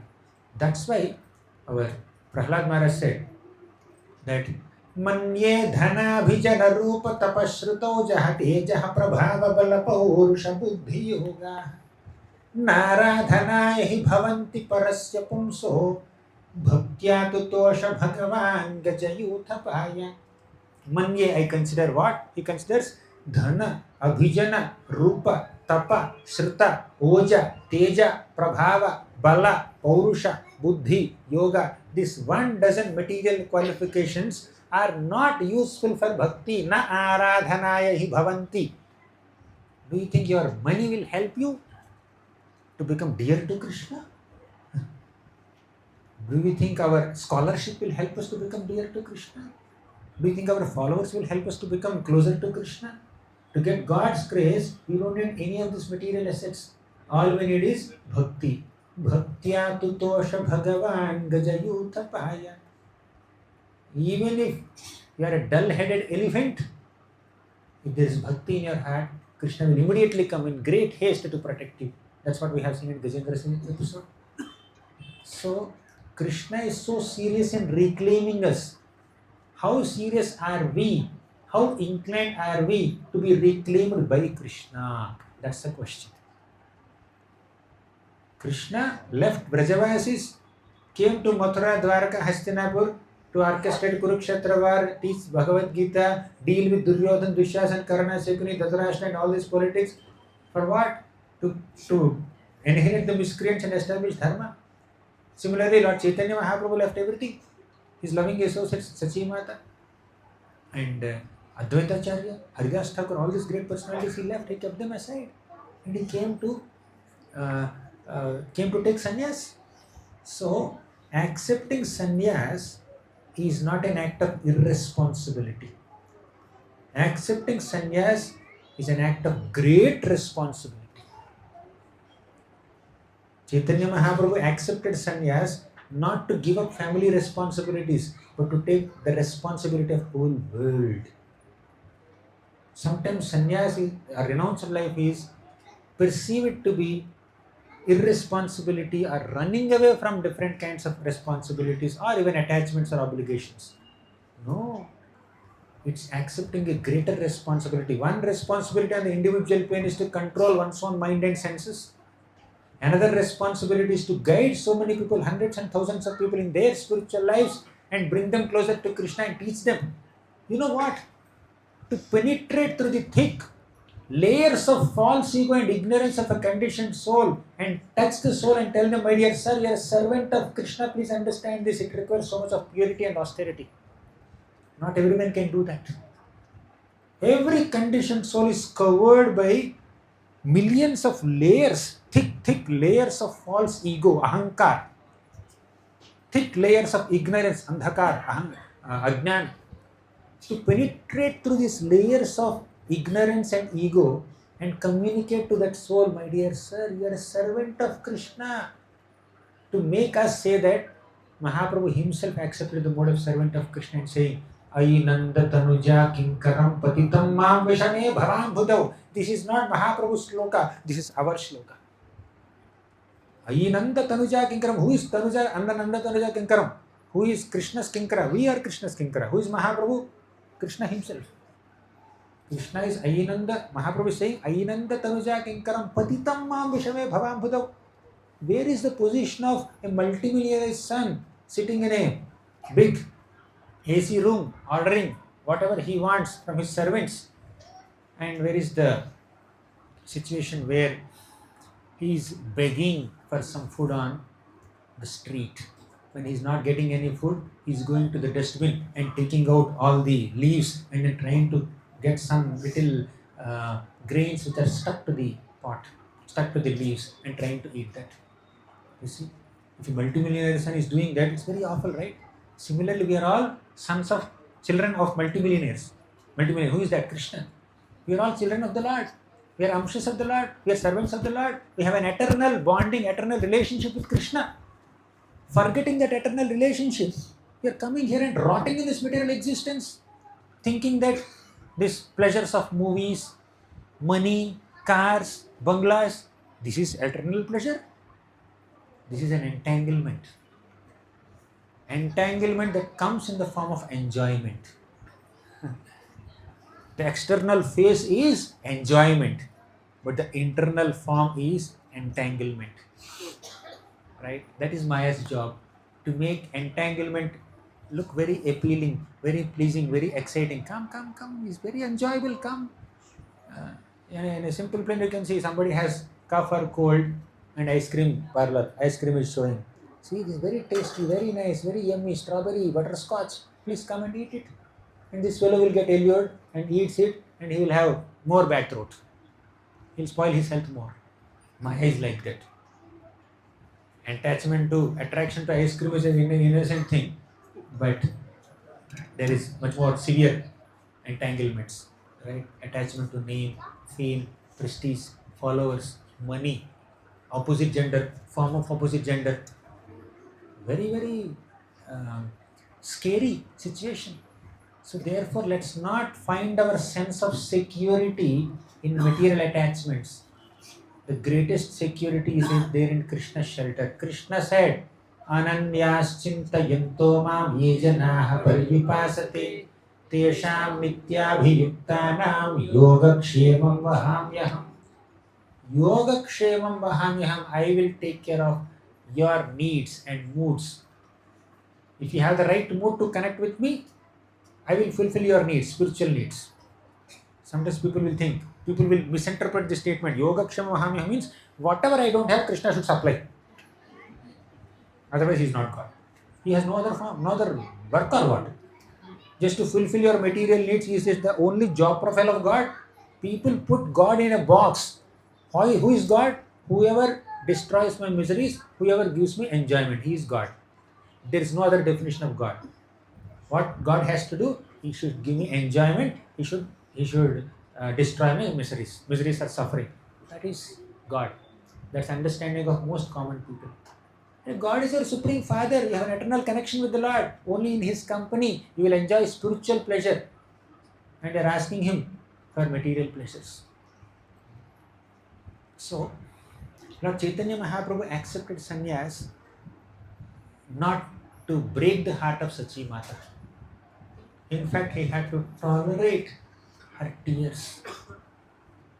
If we are not taking the gifts that Lord Chaitanya Mahaprabhu is giving us seriously, we are answerable to Sachi Mata. Right? Agreed? Because to make him, for Chaitanya Mahaprabhu to become sannyasi, before Lord Chaitanya Mahaprabhu became sannyasi, Sachi Mata had shed gallons of tears. Lord Chaitanya Mahaprabhu tolerated the pain of his mother's tears to give us the pleasure of Krishna Prema. It was not easy for Lord Chaitanya to give up his associates. It was not easy for Krishna to give up Vrajavasis. Out of his sense of responsibility for the suffering conditioned souls in this material world, Lord Chaitanya Mahaprabhu took sannyas. And as sannyasi, he is chanting Krishna's names, inducing everyone to chant Krishna's name. Chant, chant, chant, please. We are saying can't, can't, can't. He is saying chant, chant, and we are saying can't, can't. So this is our responsibility to accept Mahaprabhu's mercy. Now you see, the greatest qualities of the Lord has so many qualities, so many opulences, so many vaibhavas, vibhutis he has. Out of all the greatest opulences of the Lord, the greatest opulence is his love, his affection, his compassion upon all of us. Although he is the Supreme Lord, still he is our well-wisher. Generally, great celebrities and big people in this world, they are not accessible to common people, right? Can you directly go and then meet some CEO of a company? or some multimillionaire or even a movie star, can you directly go and meet them? You cannot meet them because they are in their space. But Krishna is so accessible, he loves us and cares for us so much that he stays right within our hearts eternally as Paramatma. Even if the living entity commits such abominable activities, sinful activities, and takes birth as an ant or a snake or a scorpion or a wolf or a worm and stool also, the Lord will not leave that person. Can anyone love you more than this? Whether we know it or not, whether we realize it or not, whether we acknowledge it or not, we love Krishna more than anyone else, and Krishna loves us more than anyone else. This is our eternal bond. First, we need to realize and admit that Krishna loves us more than anyone else. Then, in reciprocation with that love, we should start loving Krishna. The greatest quality of Krishna is to love us, and our greatest quality is in reciprocating with that love and receiving that love. So let's embrace that quality. Let's not think of ourselves as gods, controllers, proprietors, enjoyers, masters. Let's think of ourselves as servants. We are not masters, we are servants. We are not enjoyers, we are enjoyed. Our efforts are supposed to be enjoyed by Krishna. In trying to give enjoyment to Krishna, service to Krishna, we get the supreme spiritual enjoyment. If you go and decorate the mirror, you put some Fair and Lovely on the mirror. You put 1 kilometer thick, what is that called? Powder on the mirror. You put some nice earrings or damani, nathani and all these things on the mirror. You put some necklaces on the mirror. Will you become beautiful? No. If you directly put all this makeup or cosmetics or jewelry on yourself, the reflection of yourself in the mirror will be beautiful. All of us are reflections of the Lord, reflections of Krishna. When we try to serve Krishna, we become beautiful.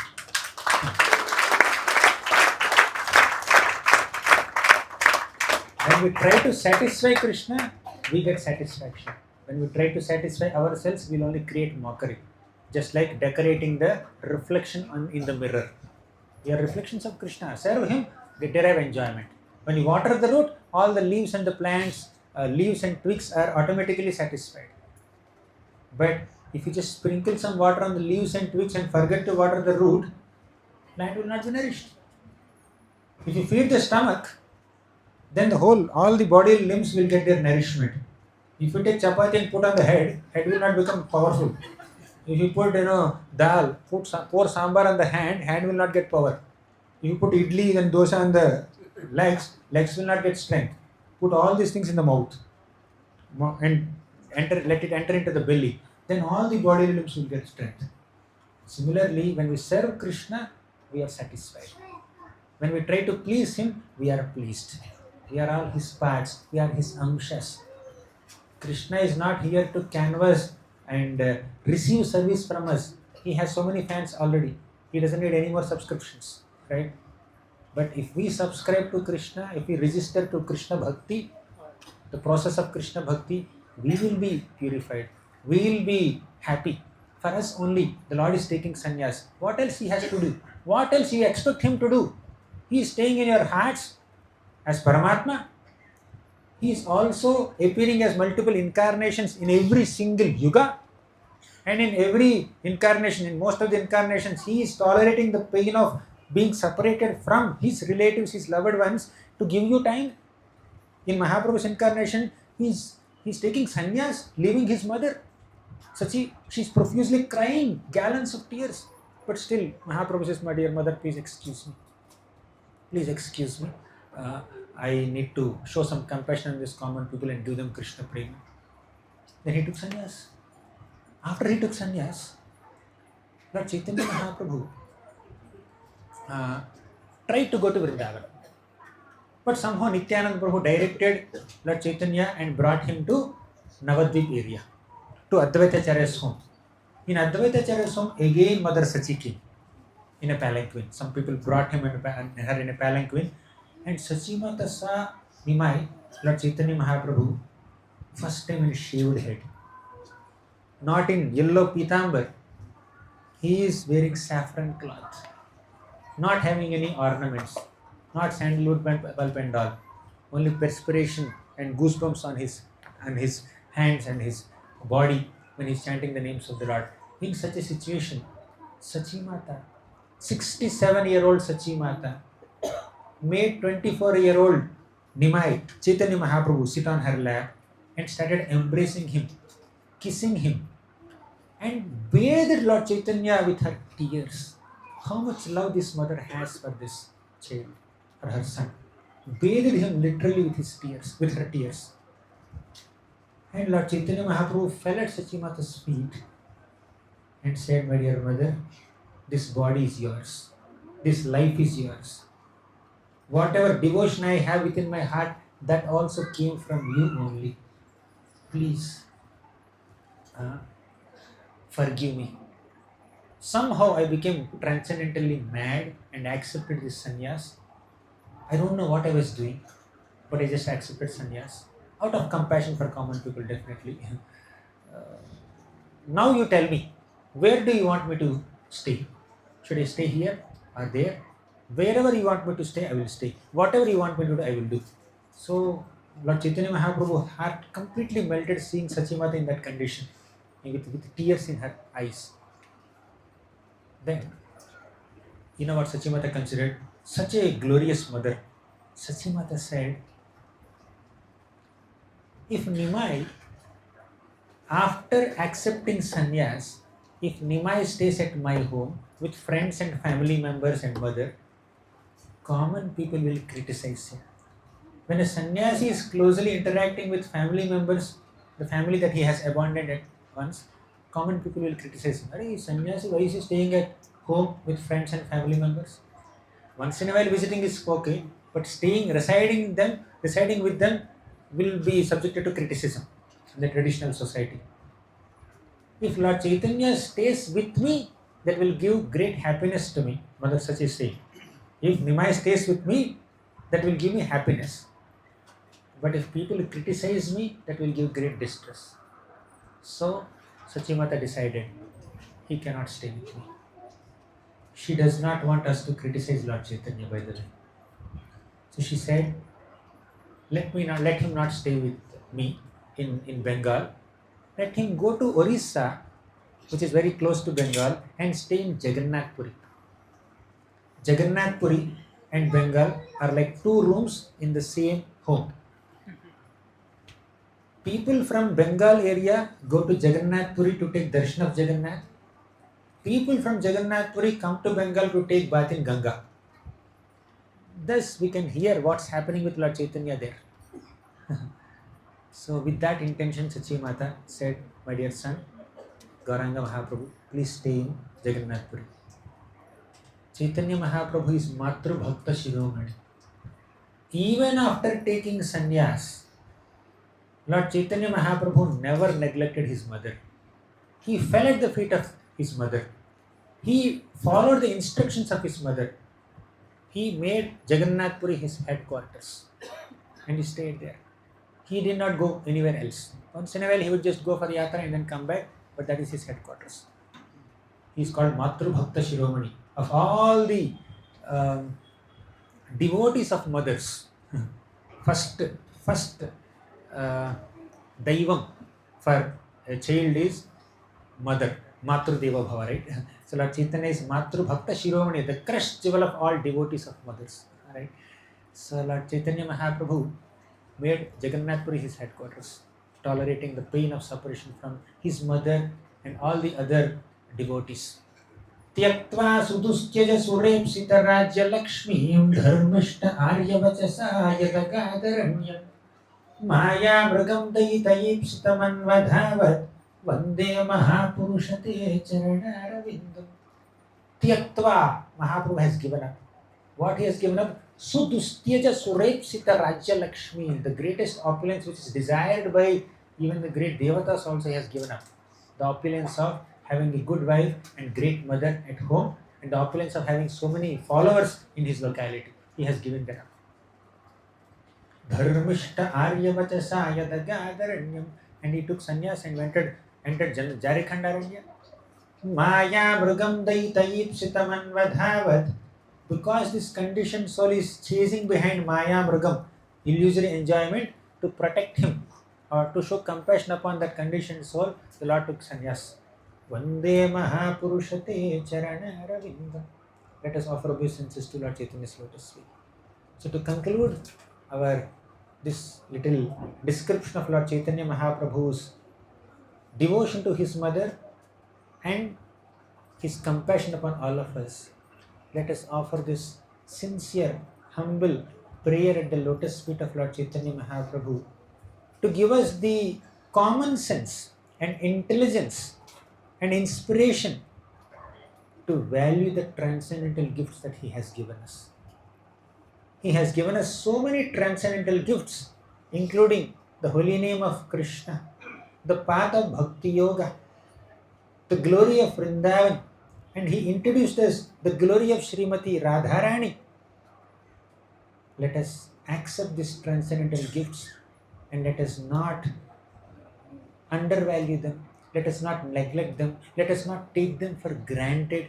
Krishna, Mahaprabhu, please give me the ability not to take for granted all the gifts that you have given me. Let me take the path of Bhakti Yoga very seriously. Let me not be allured by Dhanam, Janam, Sundarim, Kavita, or even prospects of liberation. Let me just accept your mercy. Let me not take it for granted. So the greatest way to reciprocate with the love and affection of the Lord is to receive it, to value it. So with this, I'll conclude. Shri Gaura Purnima Maha Mahotsav ki jai, Shri Gauranga Mahaprabhu ki jai, Srila Prabhupada ki jai. Hare Krishna. I forgot to emphasize on the prasadam thing, distribution. I am very happy and grateful to be here and witness so many devotees daily distributing prasadam to devotees going, people who are going via this Bhakti center. And especially I am impressed with the small children who are very enthusiastically distributing 250 drones of prasad to the visitors of this place or those who are passing by on the road. That's a great service. You know what Lord Chaitanya Mahaprabhu told Advaitacharya? He said, whoever offers such bhoga means this food items, great food items to the Lord with so much love and devotion, I will take the dust of the lotus feet of such a devotee on my head. Mahaprabhu said. Not that we could bhoga so that Mahaprabhu takes our dust. That's not the intention there.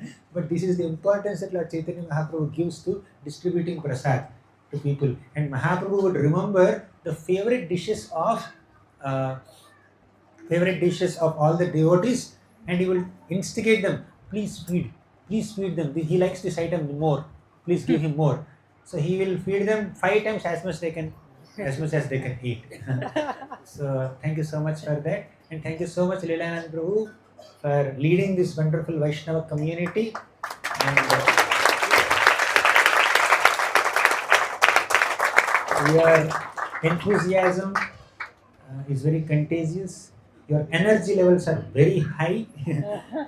You are leading so many devotees. You are leading so many leaders and bringing more and more people to the lotus feet of Gauranga Mahaprabhu and distributing the holy name of the Lord, Krishna Prasadam, so much of missionary spirit, organizing 30-40 Rath Yatras every year, having at least 25 satsang programs. This is, as Chaitanya Charitamrita says, Krishna Shakti Vina Nahi Tara Pravartana. So without Krishna Shakti, devotees cannot accomplish what they are accomplishing in the path of Bhakti.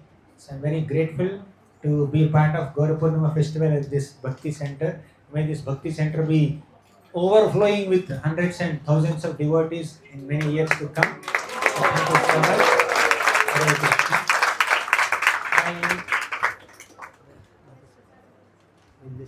Officially welcome. Today we have Padmini Mataji with us. She is from the Red Bhakti TV. So she has a new baby boy who is recently taken birth, Krishna. His name is Krishna. So he has come for our program. So please invite her into your community. I am a guest here, Mataji. I am a guest. I am coming from Mumbai. Once in a while I come here. But they are the family here. You can just be part of this family. They are lovingly inviting you. Please come whenever you want here. So thank you so much. Send the guy. Hare Krishna.